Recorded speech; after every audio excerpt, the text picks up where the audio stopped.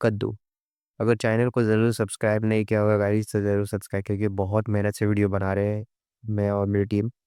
और दूसरी बात, हंटिंग हॉर्स को, हॉरर स्टोरी को सपोर्ट करिए और बढ़ते हैं खाने के साथ। ये हवेली बहुत खुशहाली है, यहाँ तक कि यहाँ की हवाएं मोड़ बदल के हवेली के अंदर हवाओं का दौर। यहाँ तक कि कद्दू हवा में दिख रहा है उड़ते हुए, और वो फट के खून की बरसात हो रही है, खिड़कियाँ अपने आप बंद हो रही है।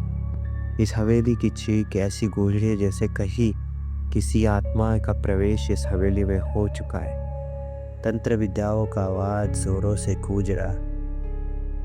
मोहनलाल मोहनलाल इस गांव का सरपंच था, और उसकी बेटी कोमल बहुत सुंदर और उसके नाम जैसी ही थी। बट गांव के पड़ोसी के गांव में राजीव मुन्ना, इनके बेटे का नाम महेश, वो कोमल से बहुत प्यार करता था।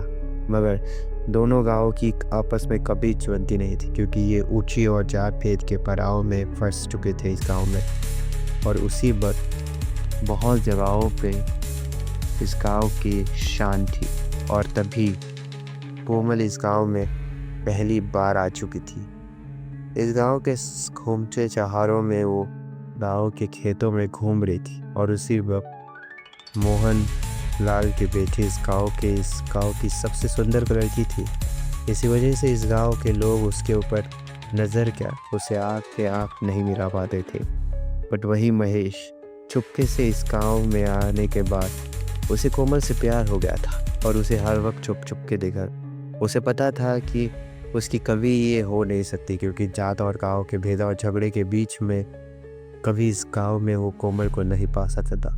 पर उसने एक बार हिम्मत जुटा के मोहनलाल से मिलने गए, और तब मोहनलाल से मिलते हुए मोहनलाल ने चिल्ला के कहा, तुम यहाँ, मेरे गांव में क्या काम है तुम्हारा, और तुम्हें यहाँ आने की परवानगी किसने दी मुझे बिना पूछे। पर मोहनलाल बहुत गुस्से में और क्रोधित होकर बोला। बट महेश ने अपनी प्यार का इजहार किया और कोमल का हाथ मांगा। बट उसी साथ मोहनलाल गुस्से के लाल भवार हुआ, और उसने अपने जवलदर गांव के कर्मचारी जो उनके साथ काम करते थे उनसे बात करके महेश को मार पीट के गांव से निकालने की कोशिश। और उसके बाद मोहन लाल इस तरीके से क्रोधित होकर उसके ऊपर हंस के बोला कि तुम्हारी मेरे सामने औकात नहीं, तुम्हारा सर्वनाश कर दूंगा। बट महेश ने सुन के क्रोधित होकर बोल दिया कि आपने मुझे यहाँ से भगा रहे, बट ये याद रखिए आप कभी खुश नहीं रहेंगे हवेली में। और उसके बाद उसके मारते मारते उस गांव से निकलने के बाद महेश बेइज्जत होकर अपने गांव से निकला। बट उस दिन उसके बाप ने भी उसे घर से बेदखल किया। उन्हें पूरे बिना कहा मोहन ने उस गांव के दूसरे गांव से मोहनलाल से लड़की से प्यार, इसलिए उसके पापा ने भी उसे मार फिर के निकाल दिया। उसके बाद मोहन और महेश के अंदर आग बबूल हो गई थी, और महेश ने गुस्से में कसम खा ली थी कि उसे छोड़ो नहीं यार। और उसी बाद उसने जंगल के अंदर एक साधु अघोरी बेटा रहता था, और उसी वही रात के समय था। उसने अघोरी के सामने वो तंत्र विद्या करते हुए उसने देखा, और उसने अघोरी के सामने हाथ जोड़ के कहा कि बाबा मुझे भी सिखाइए, मुझे सीखना है ये तंत्र विद्या, काला जादू। और बाबा सब जानते थे। और अघोरी ने एक डरावनी हंसी दे के कहा कि ठीक है। और टोटल लगभग 6 महीने तक महेश ने अघोरी से काला जादू सीख चुका था, और महेश अब एक तंत्र विद्या बन गया था। और उसने अपनी उसी विद्या को प्राप्त करने के लिए उसने तपस्या रखी थी, और उस दिन उसकी तपस्या पूरी हो गई। उसने हंसते हुए कहा, और बहुत जोरों से हंसते हंसते कहा दिया कि अब तुम्हारा टाइम आ गया है मोहनलाल। और उस दिन उसने एक आत्मा को प्राप्त कर लिया था, और उसने एक कद्दू को उसी के बागों से निकाल के लाया। और उस रात समय आगों की चहाल, गांव का सुनसान सा गांव के अंदर ये जंगल एक भयानक सा रूप ले चुका था, जहां फक्त तंत्र विद्या, कंकालों और लाल कुंकू, हीयर, हलद जैसे अलग अलग सामान सामग्री गए थे, तिल और खीरों की राजी। और उसी वक्त महेश ने अपने अंगूठे का जगह पे अपने नाखून सुई से टोचा के एक बड़ा खून का बूंद निकाल के कद्दू पे डाल दिया।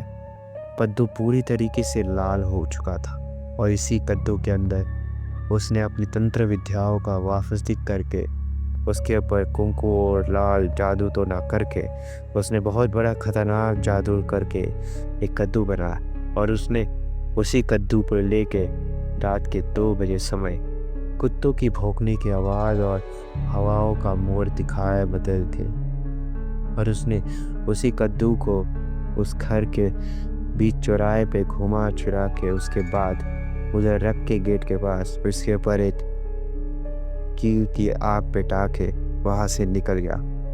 उस आग के साथ उस मोहनलाल की तबाही दिख रही थी क्योंकि महेश की आंखों में पूरी तरीके से कद्दू के अंदर का जादू टोना दिख रहा था। भयानक सा ये दिन होने के बाद मोहनलाल सुबह ही उठते हुए इस कद्दू के पास जाने की कोशिश करने ही वाला था, बट गलती से उसकी बेटी ने कोमल ने उस कद्दू को छू कर उसे फेंक दिया और बोल दिया कि पापा किसी ने उतर दिया। महेश लाल ने मोहनलाल से बहुत चिल्लाया कि बेटी तुमने ये क्या कर दिया, ये किसी ने जादू टोना कर दिया था। और महेश दूर से देख रहा, वो खुश हो गया और उसके बाद वो वापस अपनी तपस्या भंग में वापस उतरा और अपनी तपस्या करने लगा। मोहनलाल के साथ उसके बाद से एक अजीब सा हो गया, कारोबारों में बहुत सारा नुकसान होने लगा। कोमल की ज़िंदगी में भी एक अजीब सा मोड़ आया।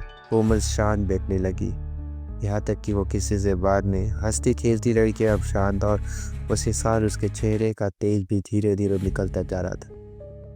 कोमल पूरी तरीके से डरने लगी।